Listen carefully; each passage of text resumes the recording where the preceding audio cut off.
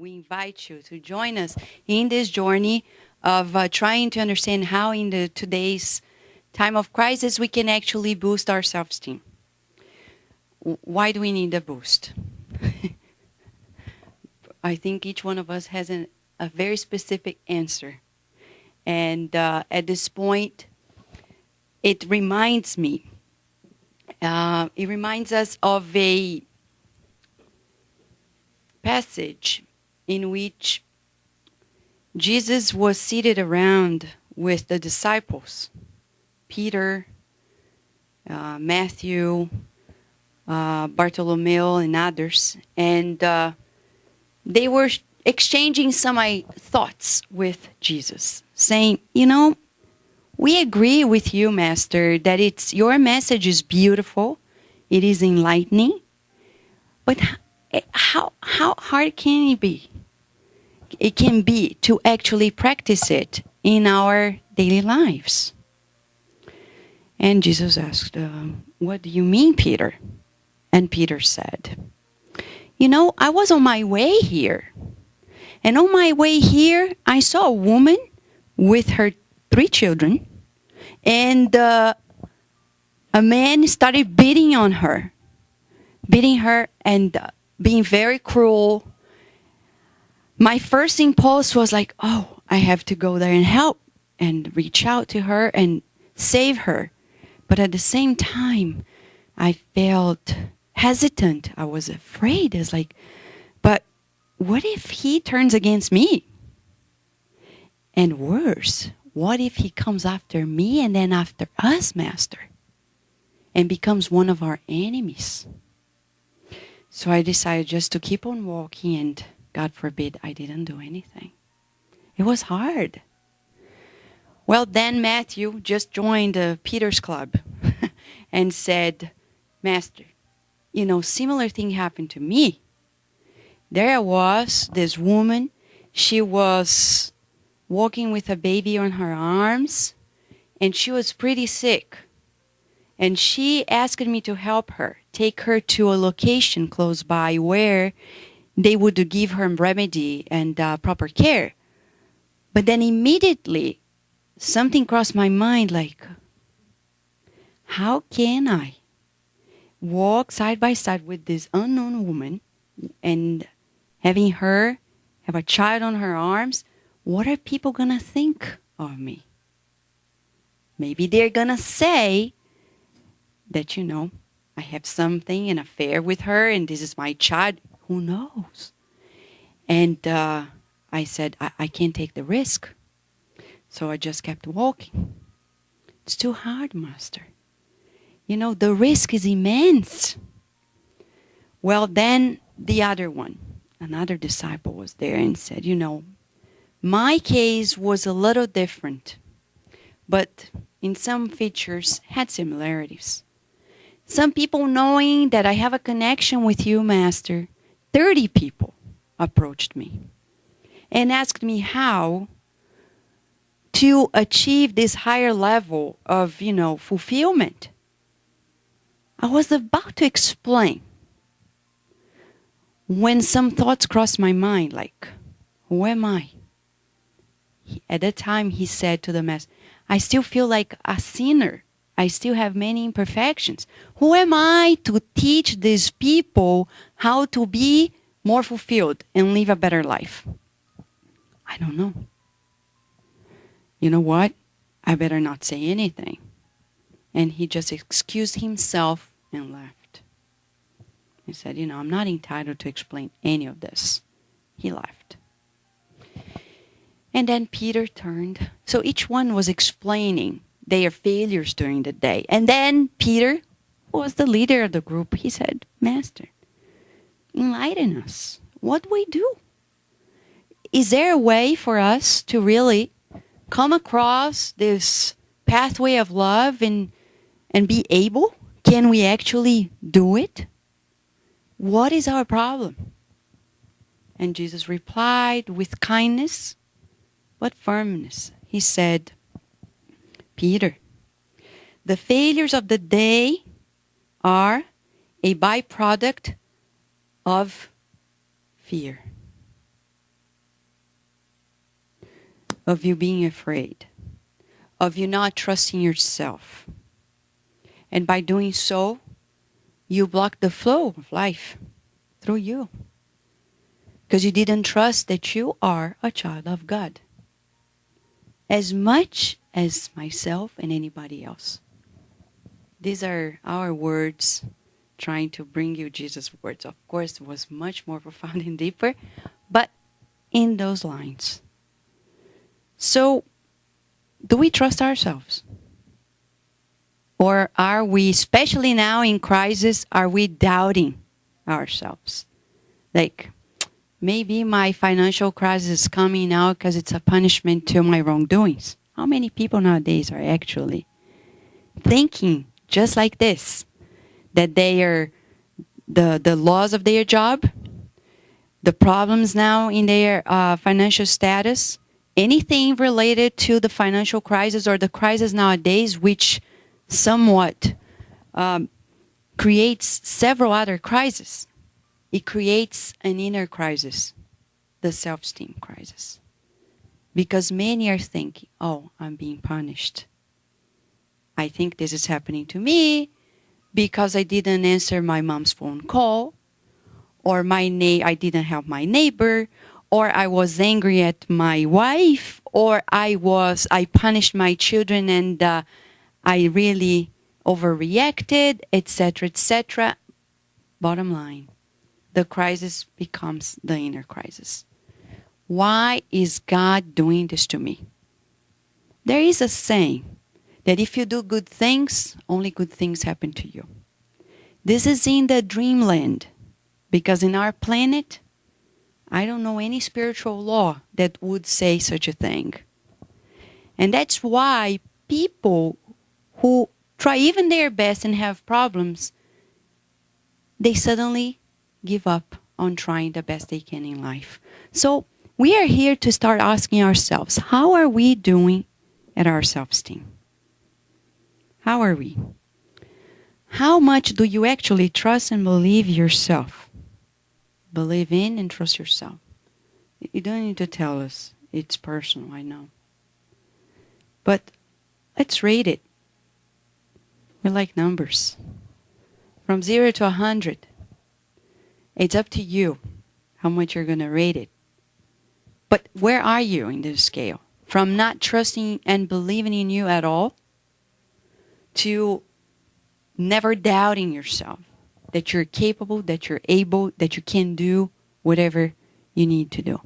Where are you? Let's think about it.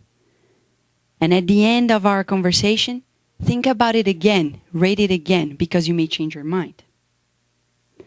Now, what is actually that we're talking about? We're talking about going from suffering into less suffering, from higher self-esteem. And there is this question that we ask.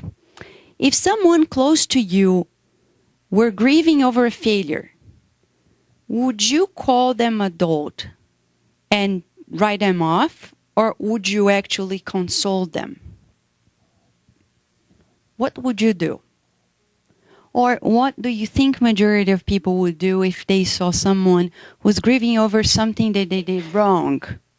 Do you think people would simply say, oh, they're stupid, and just discard the possibility of being close to that person? Or say, you know, the person is repentant of that mistake. So let's give a chance. Let's give that person some hope and consolation. What do you think? What? Number 1 or 2? The first or the second? Second? Yes? Then we ask, if majority of us would actually choose to console that person who is grieving over something they did wrong, then why then do we call ourselves a fool each time we make a mistake? Why? Why are we so harsh on ourselves? Why? What is the mechanism? We need to know. Because we are supposed to make mistakes. This is something that people don't understand. And this is something that Spiritism explains. if we were supposed to make everything right and the right choice at the first time, God would never give us the opportunity, truly, it is an opportunity to make a choice.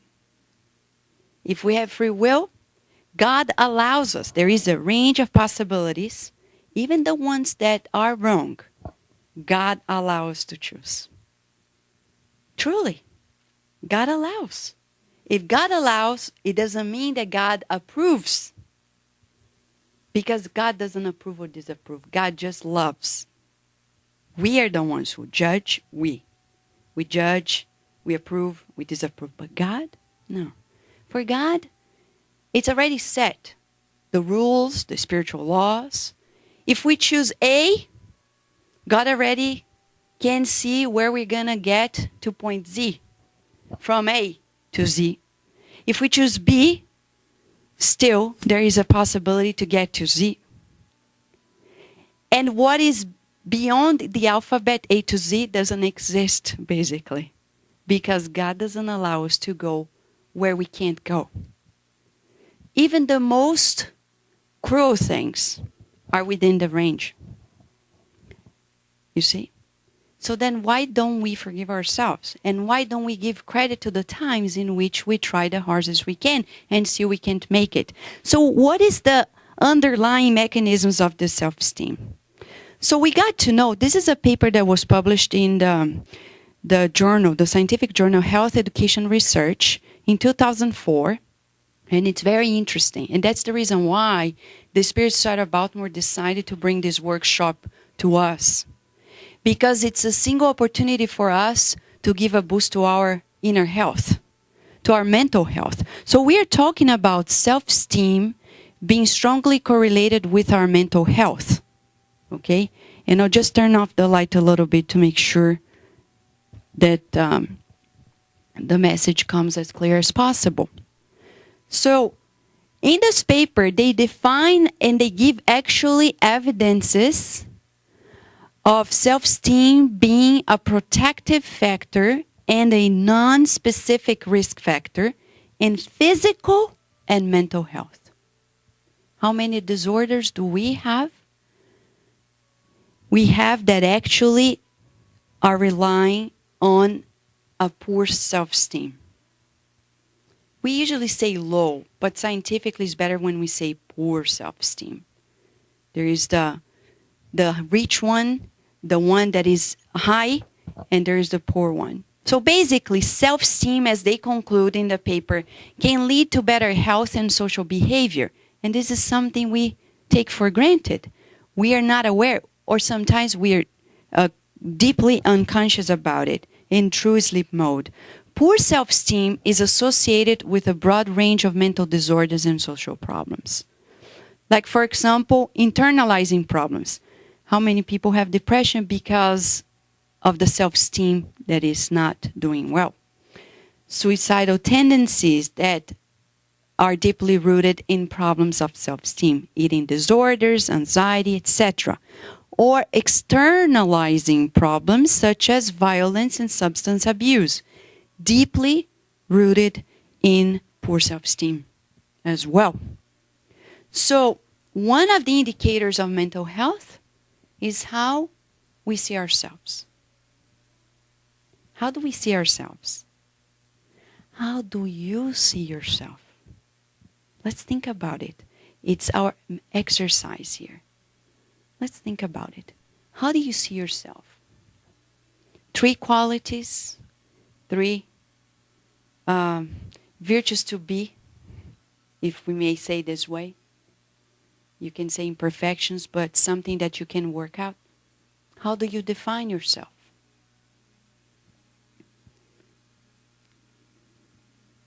Do we define ourselves based on the hats that we wear during the day?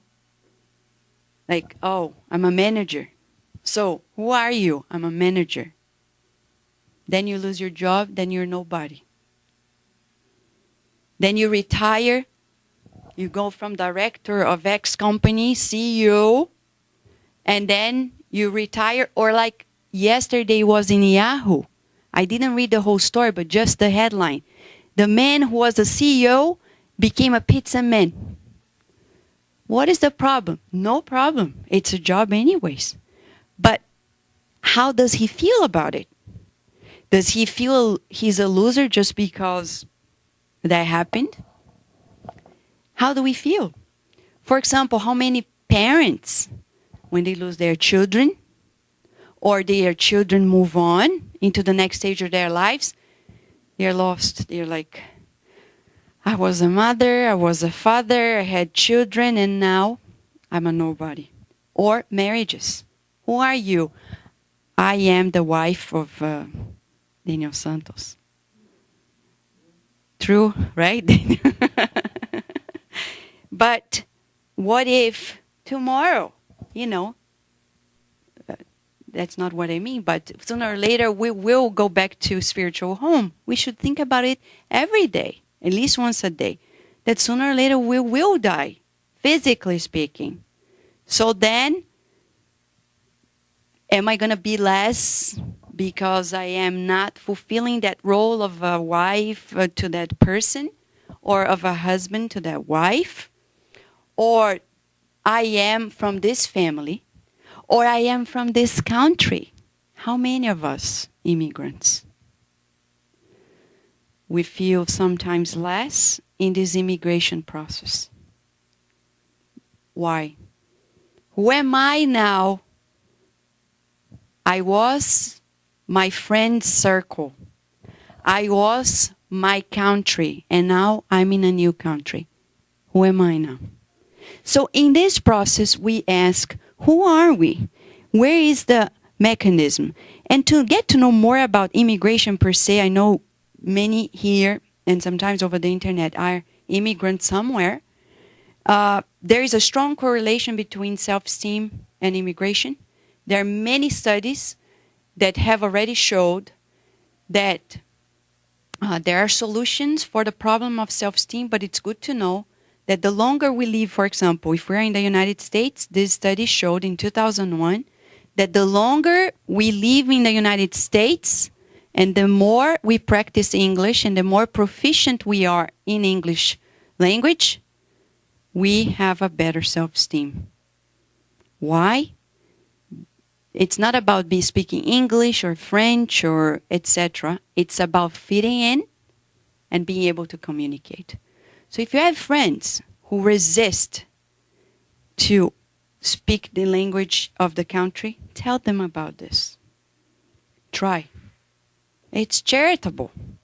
It's charitable to share with them the news that the more efforts they put on speaking better English, the better they will live here. This is charitable. Give them a gift. Pay them, the first month of an English course. Why not? Or teach them yourself, or give them a book. Whatever you do, you're going to boost that person's self-esteem. And for the ones who will immigrate elsewhere, if you go to Brazil, you speak Portuguese there, your self-esteem is certainly going to be enhanced because you'll be able to interact with everybody without restrictions, and anywhere else in this world. But what amazed me by putting together this study was I studied in 2004 from a scientific group in Canada, led by Sonia Lupien. She did imaging studies, and she got to know that actually there is a correlation between self-esteem and the health of the brain. In more lay terms, low self-esteem really shrinks the brain. That's what they showed.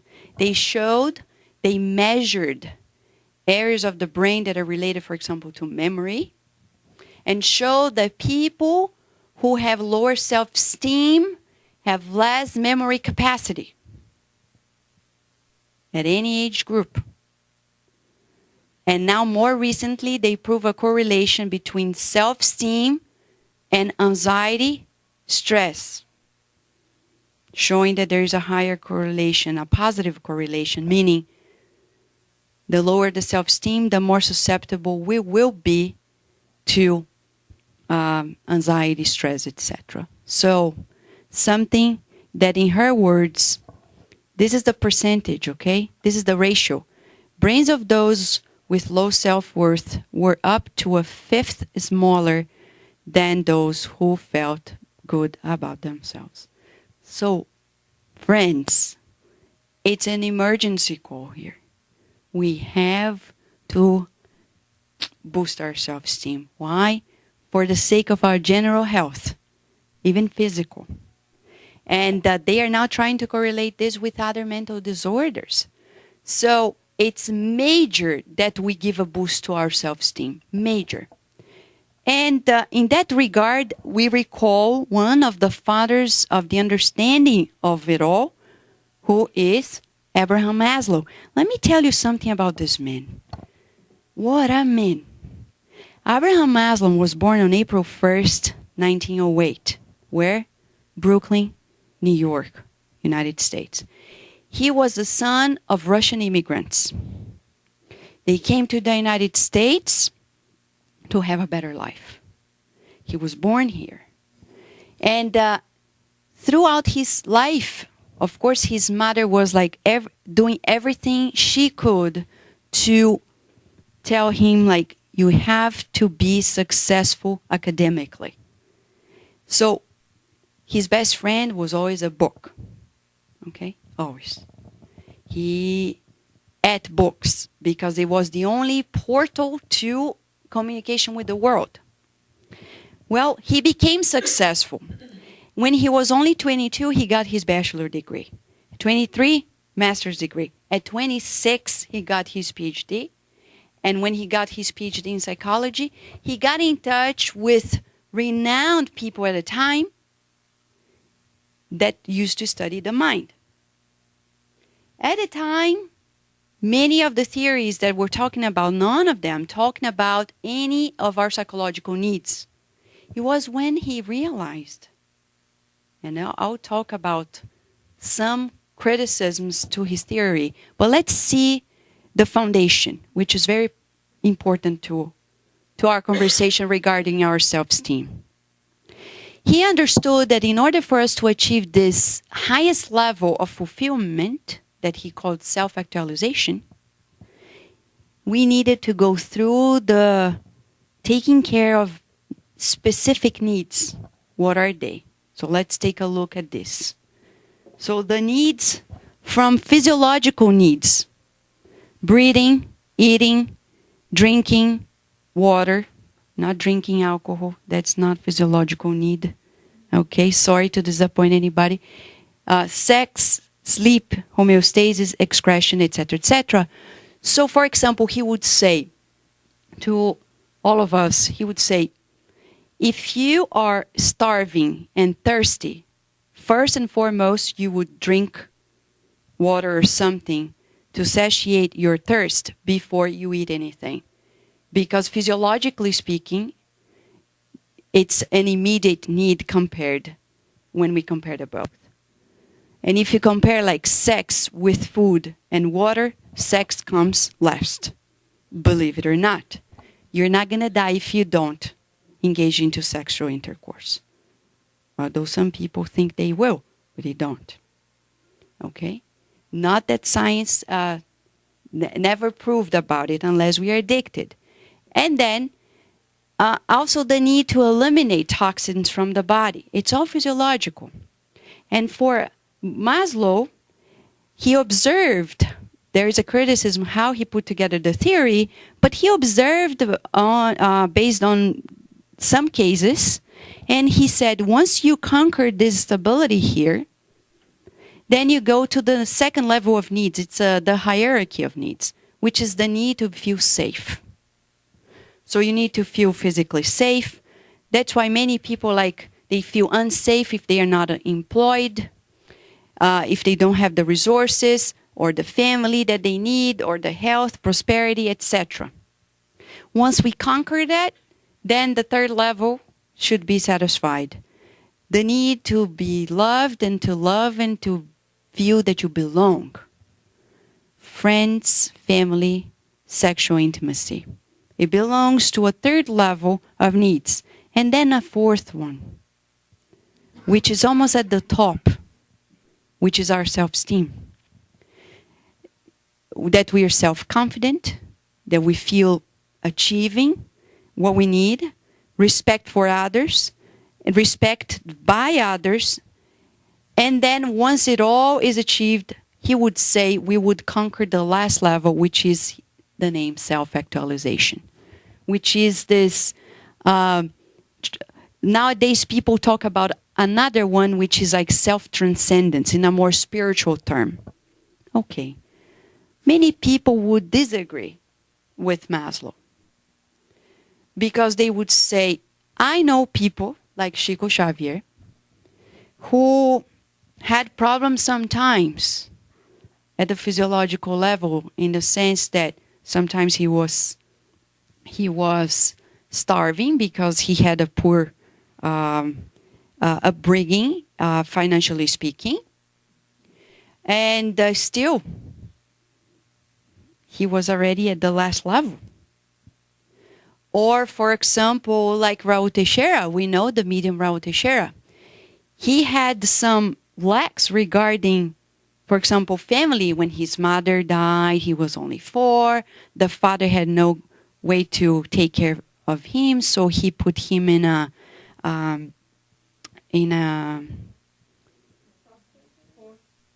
yeah, it's not a foster home. It's a school. It's like an intern, you know. Yeah? Yes, probably. Yeah, I forgot the name now. But he couldn't see his family, like his sisters or brothers or father, for months. Still, it didn't impact on actually making to the level of self-actualization, self-transcendence. But still, we all agree, and theoreticians agree, that somewhat these needs are real. Whether or not they form a hierarchy or not, they are real. But there is an intimate connection between self-esteem and self-transcendence, self-actualization, self-transcendence. I cannot get to the universal feeling of oneness with people without feeling good about myself. I cannot be altruistic like Mother Teresa without feeling good about myself. I cannot do what Gandhi did, which is already that self-actualization, self-transcendence, if I am not believing in myself or trusting my inner power, my inner capacity, and believing and seeing things that people around us can't understand. So in that regard, what are the needs that we actually need to achieve to give a foundation to these levels of our life? What do you think? Think about it. And then we would say, in that journey of trying to find ourselves, to boost our self-esteem, we may find one invisible adversary. Okay? An invisible one that we can understand better in one story. There was this man who was very good at people in his city. He was kind, devoted, loving, caring. He was like a missionary of God, helping everyone who encountered him and came to him and approached him. And one day, you know, there is also a force on the beyond. We know there are spirits. And in this story, they were talking about spirits who were, you know, suffering, because some people call them evil spirits. Whatever name we want to give to them, they're inferior spirits. And they don't like us when we do good things, because it messes up with their plans to destroy people's lives. So they were concerned with that man, because it's like, how come he's bringing light and help to people whom we're trying to, you know, create problems in their lives? So desperate as they were, they went back to hell. We know it's just a story. Hell doesn't exist. They went back to hell and talked to the genius of all demons, the leader. And the leader said, yeah, that's very concerning. That man, we need to put him down right away. What are your suggestions? So in the meeting, all the inferior spirits discussing how they could put a plan together to put him down. So one, who was not very experienced, said, I know, I have an idea. The best thing we can do is to create problems at his work. And then financially speaking, he'll be ruined. He was going to stop immediately helping people out. And then the guy who was more experienced in doing wrong things to people, he said, you know what? You don't know what you're talking about. If we give him financial crisis, you know what it's going to do? It's going to be a liberation for him.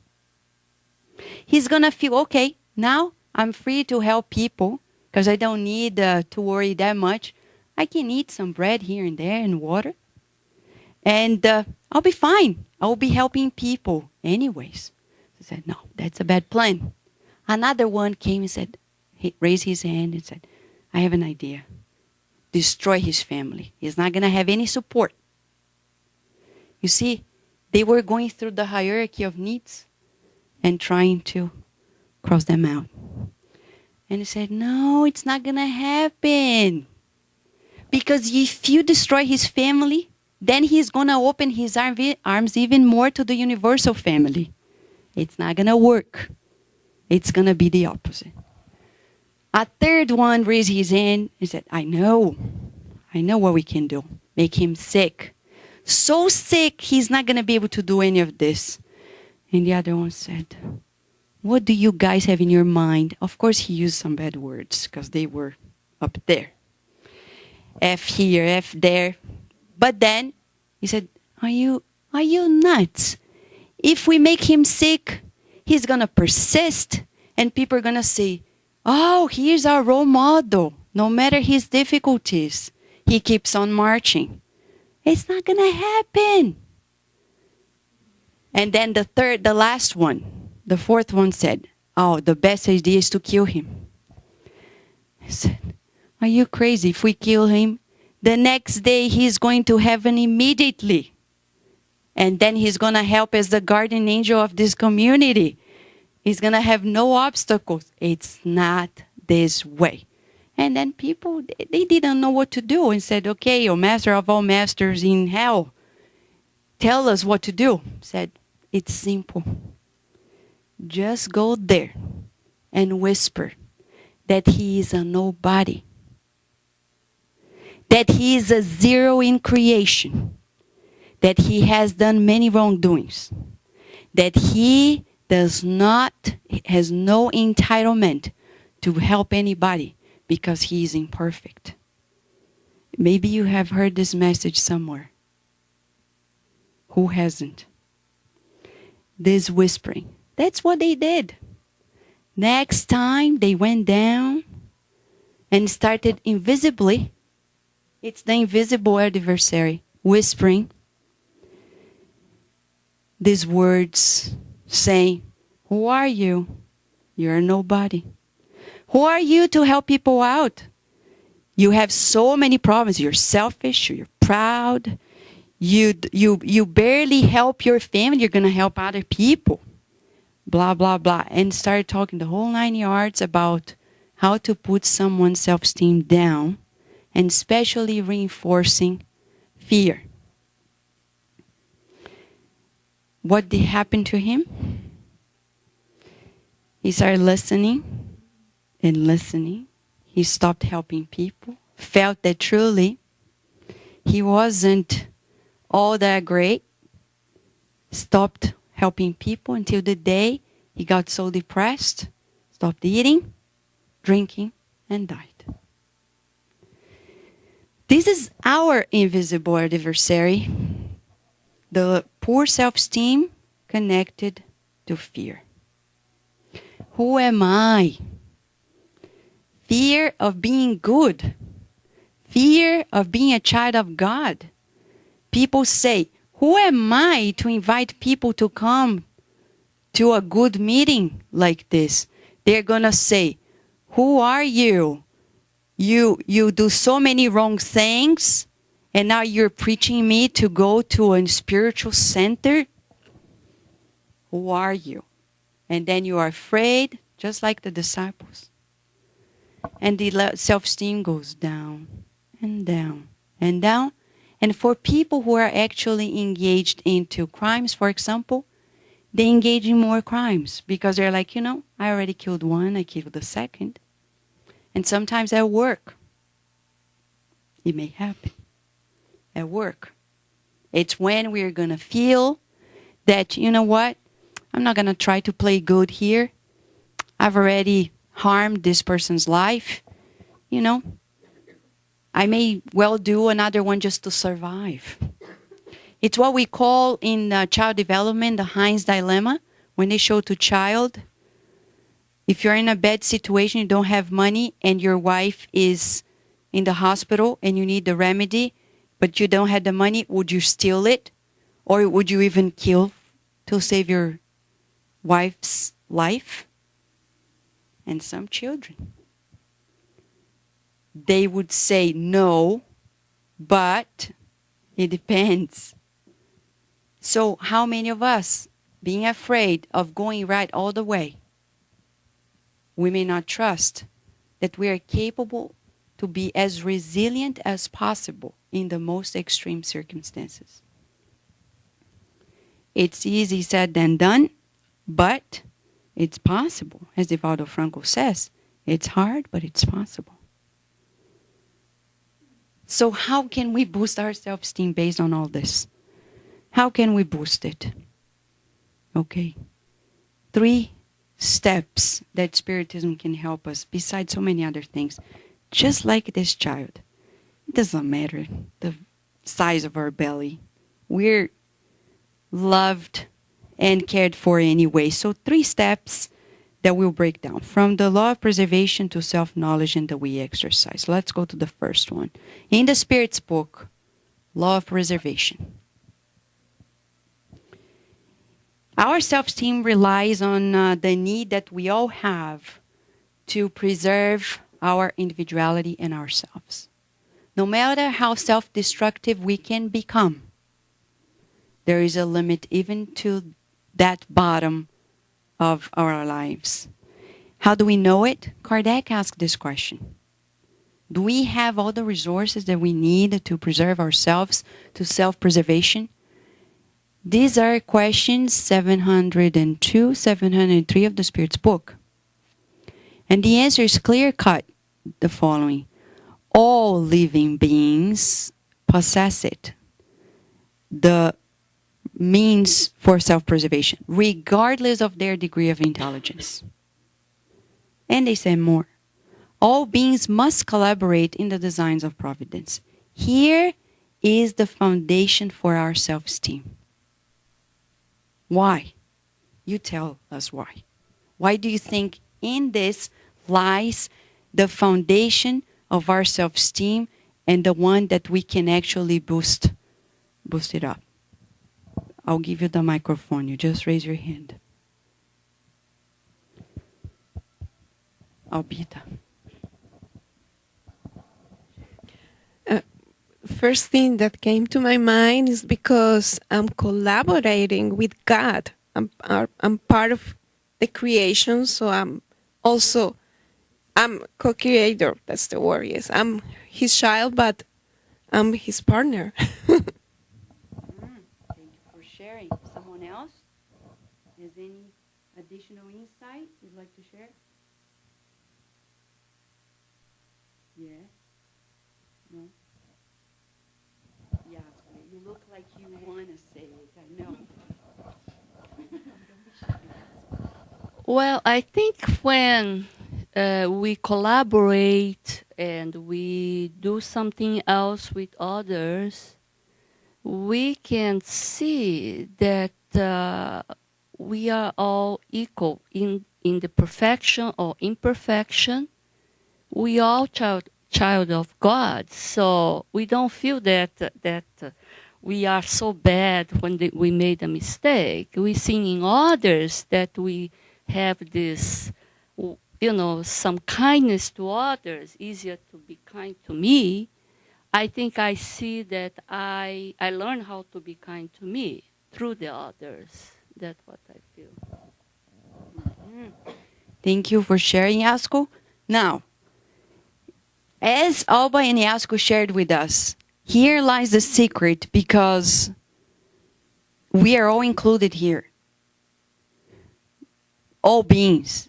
It means there's no exception. It means you can see your name here inside. Your name is written here. It means Vanessa, Isabella, Sarah, Leonardo. Everybody's name's here. It's written in these words. All beings must collaborate with the designs of God. It means that if we are capable of collaborating with God, then we are not trusting who? God. Or what? Because God's not a person, so God. So, if someone says, can you do this?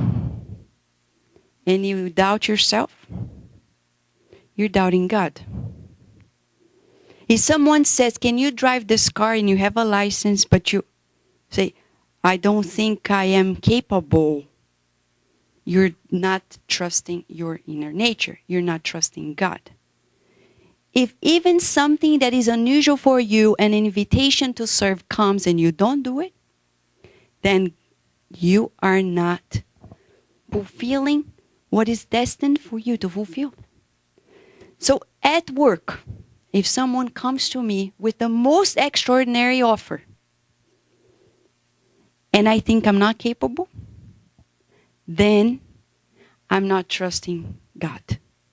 Because everything that happens through God's allowance, not approval, allowance. And if it came to me, I can do it. No matter what it is, there is no restriction. It means all and anything. So how are we collaborating with God? By thinking negative thoughts about ourselves every day? Then we're not. But if we are betting by serving, then we are fulfilling one of the laws of God, which is the law of preservation. But then maybe we are asking the same question that Kardec asked. Is it really possible to self-preserve and have the means to preserve ourselves, not only physically, psychologically speaking as well? How can we, in times of crisis, with so many problems, we go through the turmoil of life and feel safe? Remember the hierarchy of needs? And feel safe and secure and loved and belonging, etc., etc. Kardec asked this very question. Do we have the means for self-preservation? And then the Spirit said, yes. But often you don't understand them. That's why people say, I have this need, but I don't know how to fulfill or to accomplish it or to do what I need to do. So then they say something else that I think we should read everything. This is in question 707. You must seek with ardor and perseverance and not with indifference, without allowing yourselves to be discouraged by the obstacles that very frequently are no more than means of putting your tenacity, patience, and firmness to test. So let us break it down. Let us break it down. First, it starts here. We must. It's not like I think we should. It's like we have to for our own benefit. Work hard.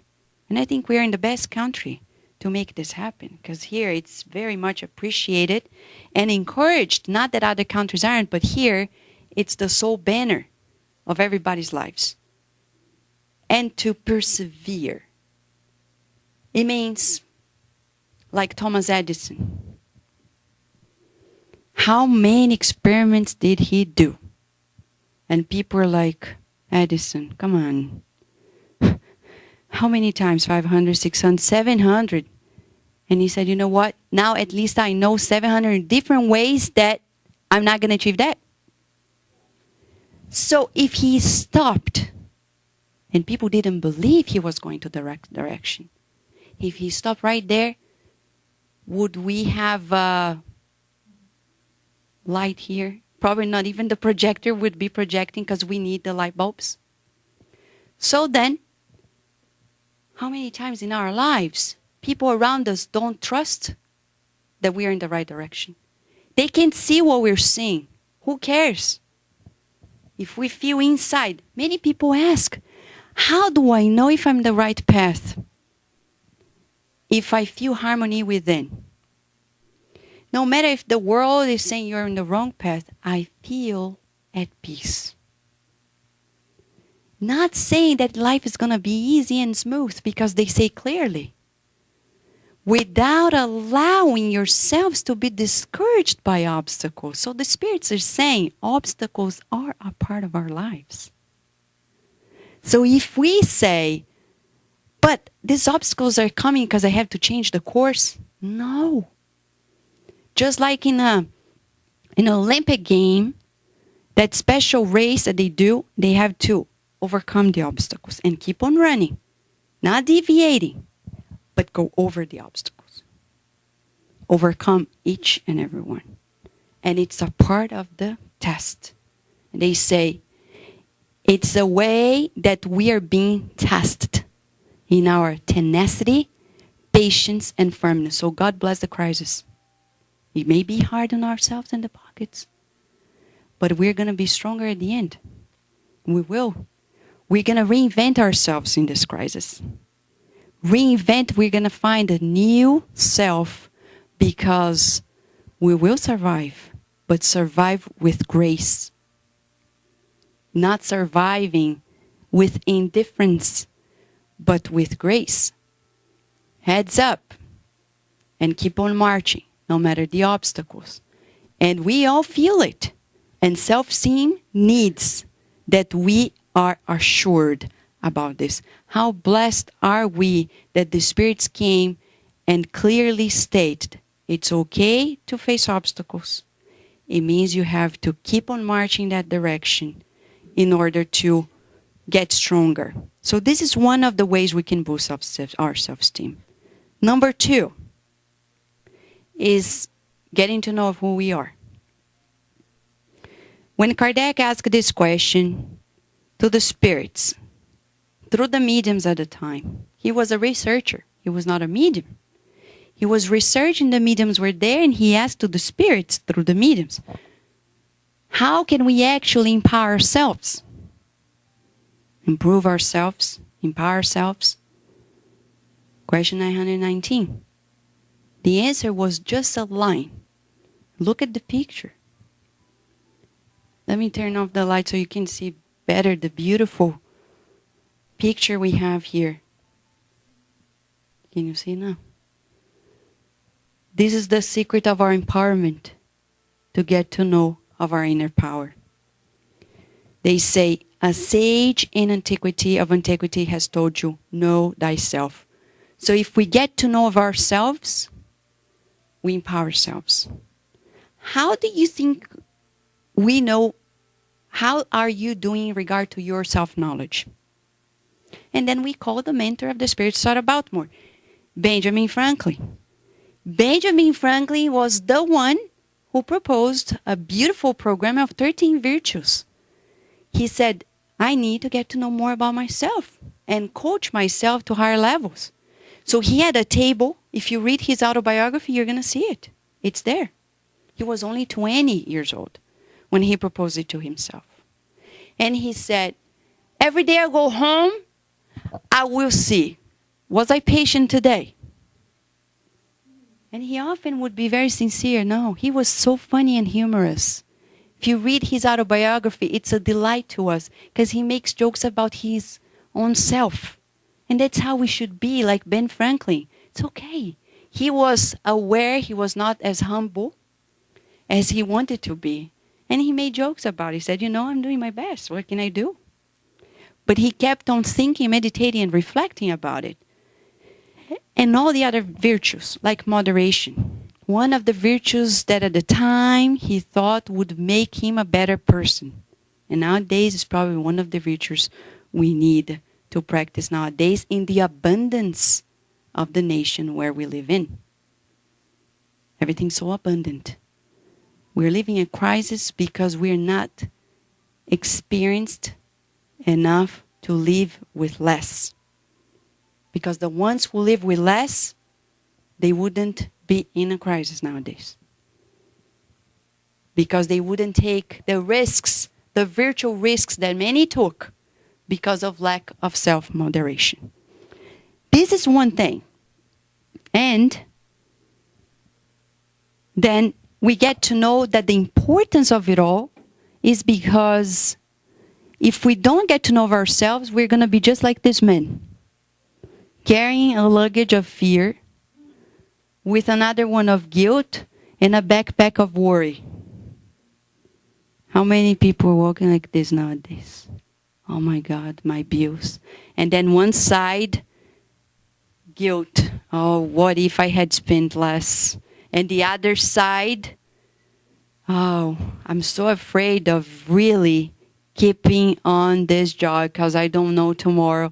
So it's like all this heaviness because we don't know ourselves. We don't know ourselves. So, and what we don't know is at each and every thought, guilt, shame, anxiety, depression, whatever,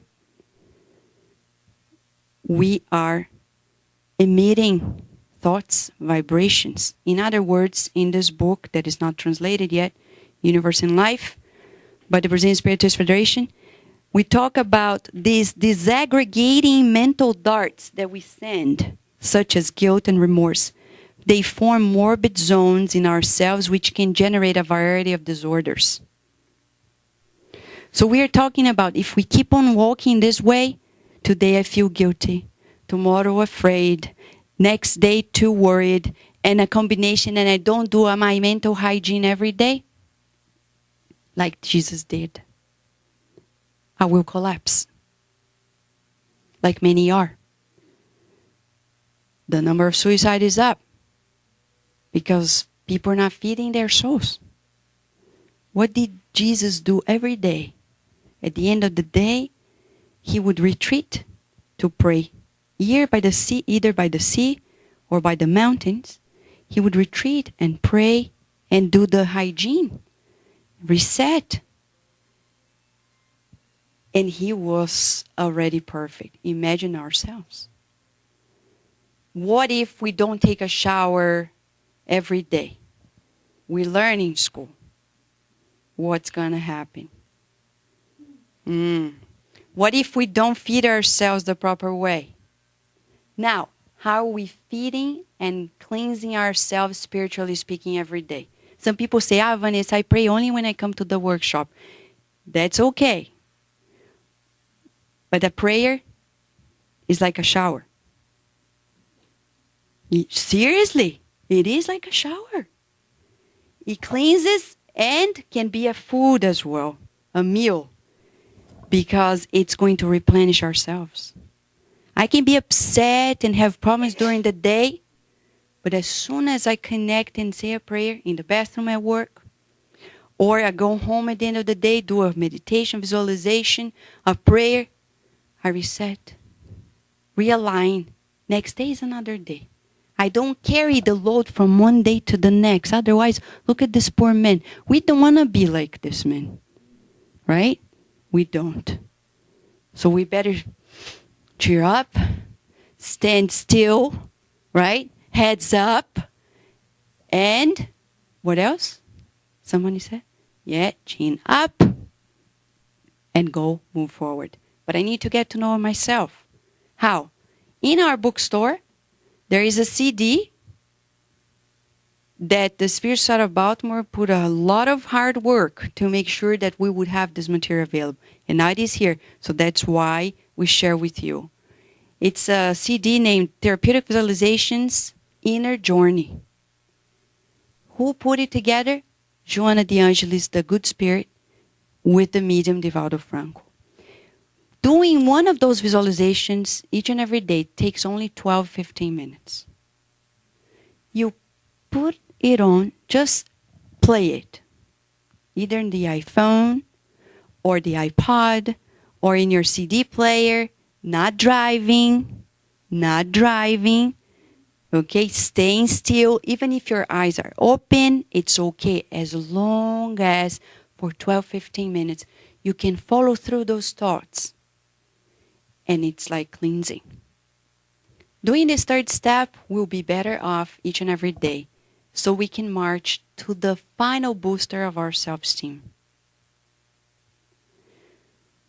If fear is the invisible enemy of all of us, we need to create a mechanism to feel less afraid.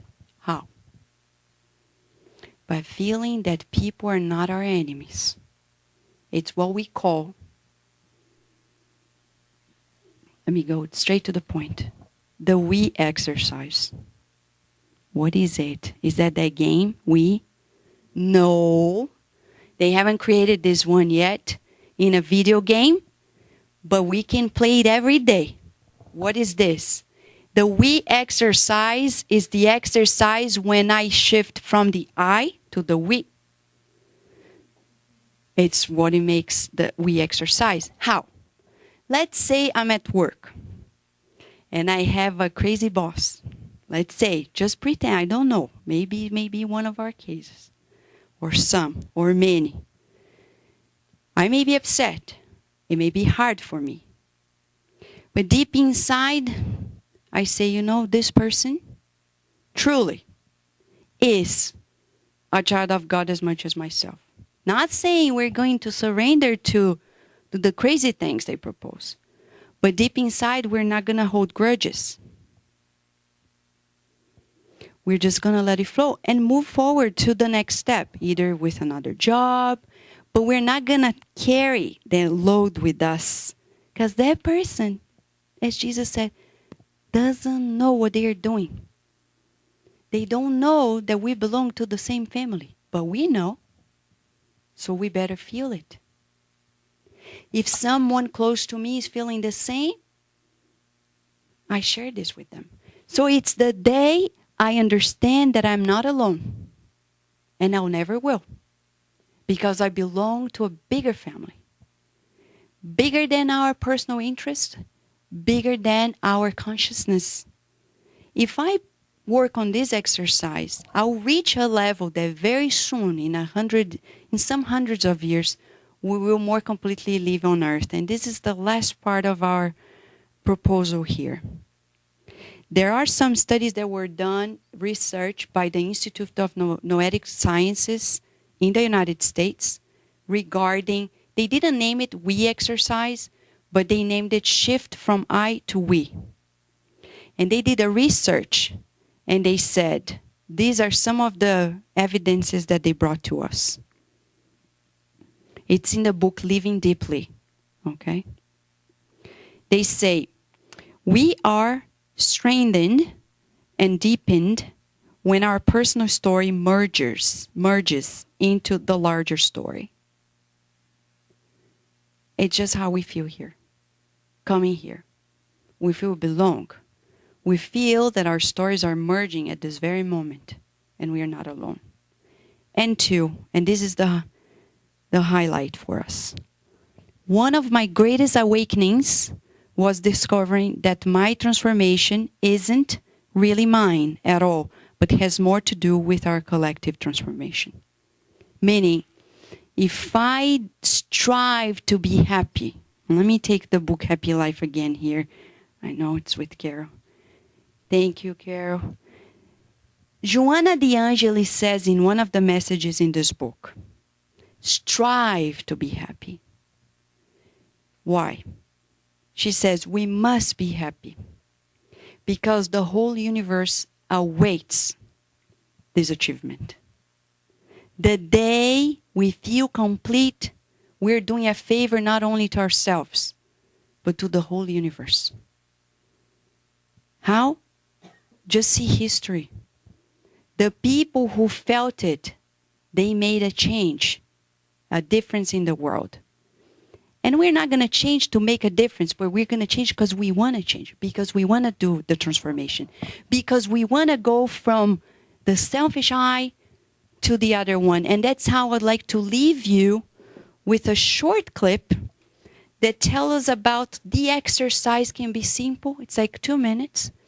And you're going to watch it. It's a short clip of how we can practice this Christ within. It's this we feeling. And let me show it to you.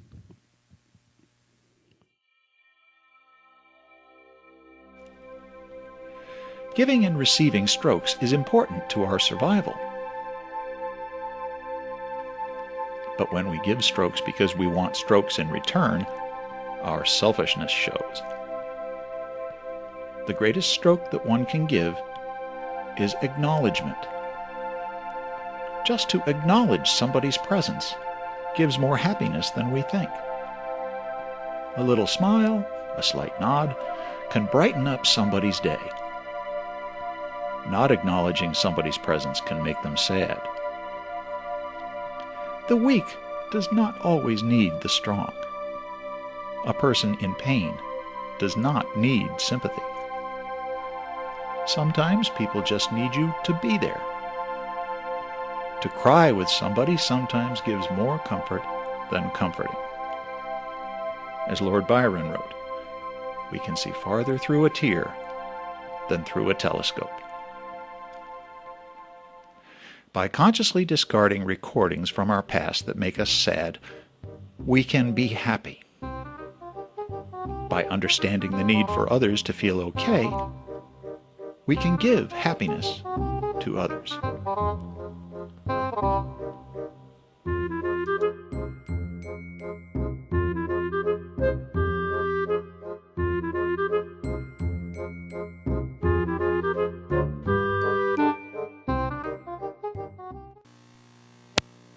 All we need to do is to open ourselves to all these exercises that science brings new evidence. We don't want our brains to shrink. We don't. We don't want our relationships to shrink. We don't want to be defeated, because we are never defeated if we don't allow it to be stated that way. So today, when we go to the food line to get the organic meal, okay, that meal was blessed, as we should bless our meals every day. When you go there, take all these thoughts, and by each and every time that you chew on that meal, allow these teachings to go through you and sink in, because it's going to serve as a boost. So we never forget that all beings are collaborators of God. And as collaborators, we'd like to give a pause. So if you have some questions before we bring in the spiritual passes to you. Anybody has any question? I know the topic is broad and we're not able to cover everything. Yes, Cheryl. Deepak Chopra has sometimes referred to going with the flow and dealing, when you get into resistance, the universe is really showing you really should go another way. So what you said today seems to be substantially different from that approach that you're saying about overcoming obstacles and seeing them as trials. But he seems to say, if you get resistance, go a different direction and go with the flow. See where the universe opens pathways for you. Thank you for asking the question, Cheryl. And let me clarify. Deepak Chopra, very wisely, as we know, he's truly a missionary of God on earth, no doubt about it. He has this book, 7 Laws for Spiritual Success. And there he says one of the laws is named Law of Uncertainty. Okay? And he says, we shall not feel afraid of uncertainty, because when they come, it's there in the book. We shall welcome it. Uncertainty is an obstacle for many people. And he says, just let it flow in the sense of it's the past conditioning that is gone, he said. He said, when uncertainty happens in our lives, obstacles, we are often stepping in a place we've never been to before, which means we're not in the past anymore. We're already progressing because it's new. So he says we should appreciate the difficulties and the hardships of the new because they tell us that we are moving forward. Because if everything is comfortable, it's a sign that we have never left the previous step. We're still in the comfort zone. And this very week, on Monday, some of the spirit mentors of the SSB, specifically Livy and Joseph, they brought this message to all of us. We have to strive to be away from the comfort zone in the sense of keep progressing. Don't try to make life as comfortable as possible in the sense of not progressing. And to give another example of how we should welcome challenges in our lives in a smooth way, of course, in that study about the shrinking of the brain, those therapists, they found out that it's reversible. You can reverse the shrinkage by exposing the person to new environment, new situations, and that's going to boost new cells in the brain, and it's going to amplify possibilities, connections in the brain. So life tells us we need to be open-minded and sometimes or often understand obstacles as opportunities, and through them we can let life flow as well. Thank you for asking. Right? And the feeling of safety, because when we understand that we are loved, and that's what we're going to do right now before we wrap up. Let's turn off the light and feel this love that surrounds us. The healing presence of the one who brought to us the healing hands, the healing heart, the courage and determination of our dear Master Jesus. Let us feel this at this very moment. Let us breathe in. Breathe in deeply and out.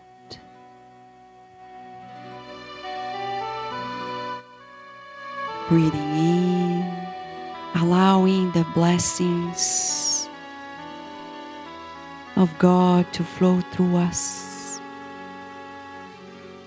Breathing out, letting go of any resistances. Breathing in, we feel strong. Breathing out, we feel protected. Breathing in, joy comes to our lives. Breathing out, fear goes away. Let us visualize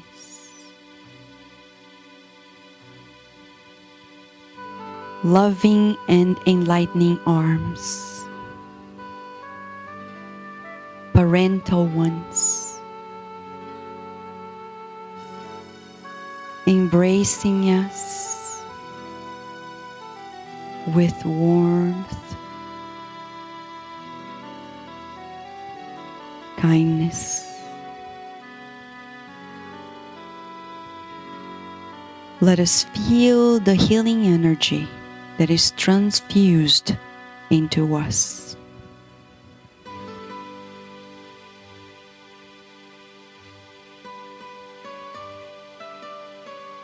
Let's feel how safe we are always.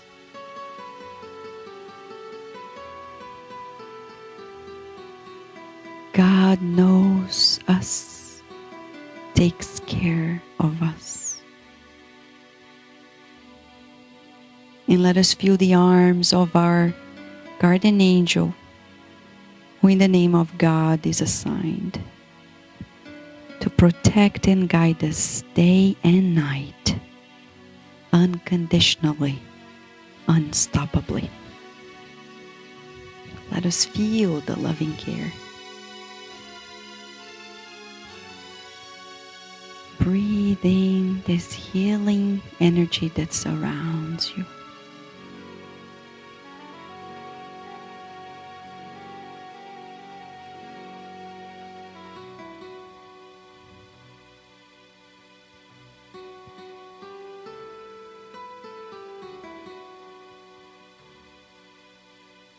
feel that you are receiving at this very moment all the remedy, the resources, the blessings that you need.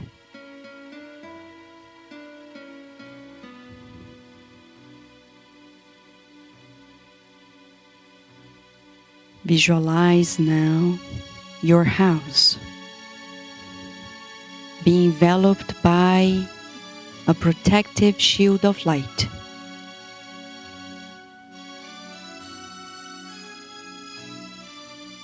Cleansing every single room, giving energy and protection to everyone who lives there, rescuing any suffering entity.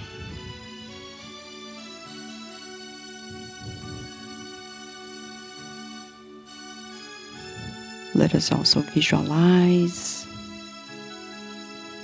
our workplaces being enveloped by light.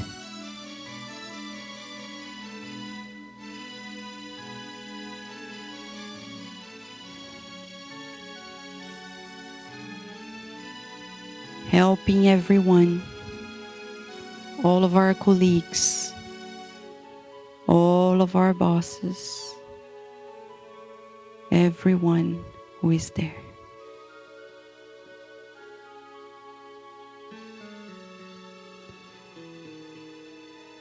And let us collaborate deeper and deeper now with God by visualizing rays of light enveloping the White House in Washington, D.C.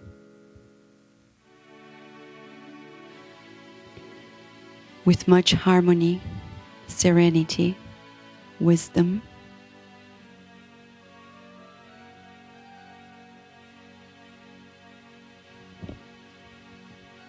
and may we visualize that these rays of light from the White House also expand to all other countries in this earth, creating bridges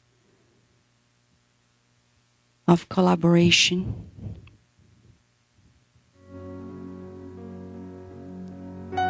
and with this we feel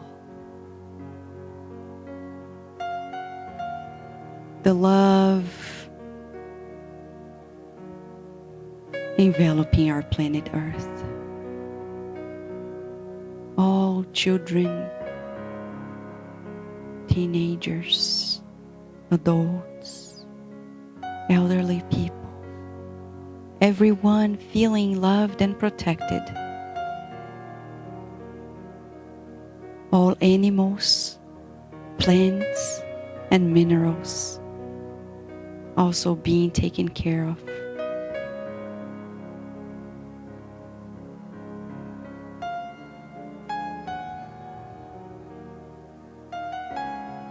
And we express in one thought and one heart our gratitude to you, dear Lord, for the many things we still don't understand in life,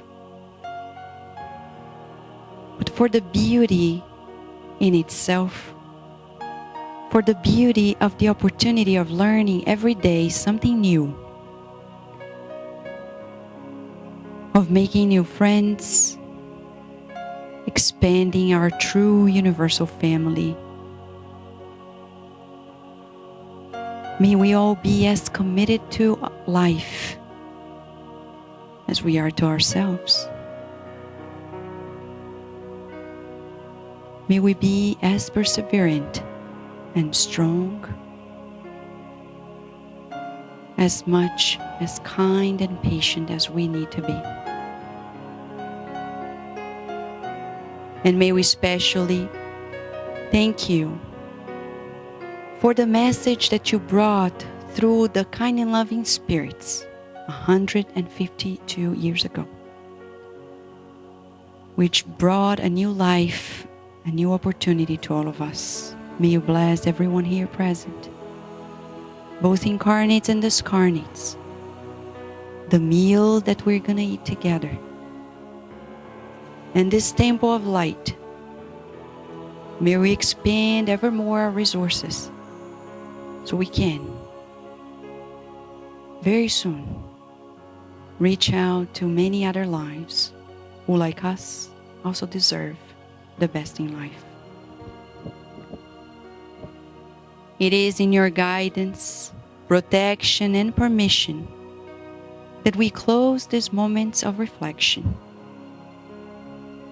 And so be it.